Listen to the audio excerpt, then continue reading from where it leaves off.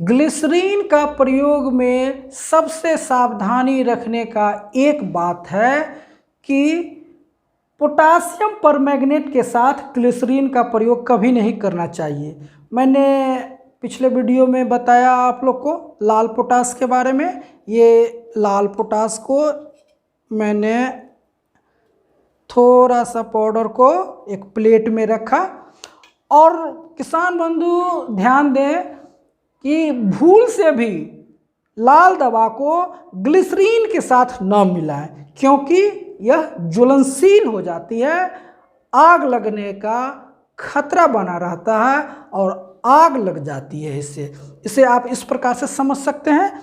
मैंने थोड़ा सा पोटासियम परमैंगनेट लिया और इस पर मैं ग्लिसरीन को डाल रहा हूँ। ये देखिए धुआं आ गया, ये देख लीजिए। ये बहुत ही खतरनाक चीज़ है। इससे किसान बंधु आप सबों से आग्रह है, कृपया ध्यान दें, पोटासियम परमैंगनेट को ग्लिसरीन के साथ कभी नहीं मिलाएं। मैं डॉक्टर पवन कुमार। पशुओं में ग्लिसरीन का उपयोग। ग्लिसरीन एक रासायनिक यौगिक है। ये मेरे हाथ में आप देख सकते हैं। यह रंगहीन, गंधहीन, हल्का स्वाद में मीठा और गाढ़ा चिपचिपा रासायनिक तरल पदार्थ है। ये देख सकते हैं, इसको हल्का सा ये विस्कस चिपचिपा है, चिपचिपा पदार्थ है। इसे जब हम अपने हाथों में लेकर के मसलते हैं तो कुछ देर के बाद हमें गर्म महसूस होना शुरू होता है। ये ऐसा गाढ़ा चिपचिपा तरल पदार्थ है। इसका प्रयोग पशुओं में अनेक बीमारी को बचाने के लिए किया जाता है।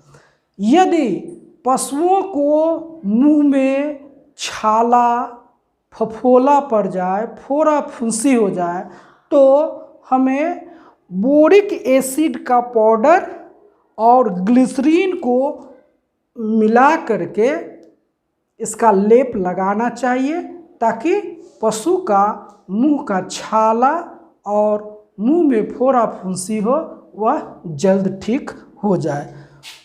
बोरिक एसिड 20 ग्राम की मात्रा और ग्लिसरीन 100 से 200 ग्राम की मात्रा को मिला करके हम लेप तैयार कर लेते हैं और मुंह के रोग में पशुओं को इसका प्रयोग करते हैं। हमें बहुत ही आशातीत परिणाम मिलते हैं और हमारे पशु मुंह की बीमारी से स्वस्थ हो जाते हैं। पहला। दूसरा, एक नींबू ले लें। यदि पशु में अपच का समस्या हो, पशु उगला करती हो, पशु कुछ खाए और पागुर करते समय अगर उगला कर देती हो, अपच की समस्या उसे महसूस होती हो, तो ऐसे स्थिति में एक नींबू को पूर्ण रूप से निचोड़ करके आप इसका रस निकाल लेंगे और इसमें 2 चम्मच नींबू के रस में करीब करीब 50 ml ग्लिसरीन को मिलाएंगे। दोनों को लेप बना करके इसके जीभ पर 1-1 चम्मच 1-1 घंटा पर देते रहेंगे। इससे पशुओं में उगला का समस्या से समाधान मिल जाती है। तीसरा, यदि पशु को कोई भी स्थान जल गया हो तो ग्लिसरीन को गुलाब जल के साथ बराबर मात्रा में दे करके लगाने से पशुओं को ठंडक महसूस होती है। यदि पशुओं में घाव का किसी प्रकार का दाग आ गया हो और पशु को बाजार हाट में बिकने में दिक्कत हो रहा हो तो किसान बंधु ग्लिसरीन को उपयोग करके अपने पशुओं को आसानी से बेच सकते हैं। इसके लिए यदि गाय है और गेहुमा रंग की गाय है तो इसमें मुल्तानी मिट्टी और ग्लिसरीन का लेप बना करके उसमें लगा करके आप इसे आसानी से बाजार हाट में बेच सकते हैं। कुछ पशुपालक बंधु भैंस के सींग को चमक बनाए रखने के लिए, शरीर में चमक बनाए रखने के लिए ग्लिसरीन को बारीकी से उपयोग करते हैं और इसका उपयोग बेचने से ठीक एक दिन पहले करते हैं ताकि पता भी न लगे और पशु बाजार हाट में अच्छी कीमत पर बिक जाए।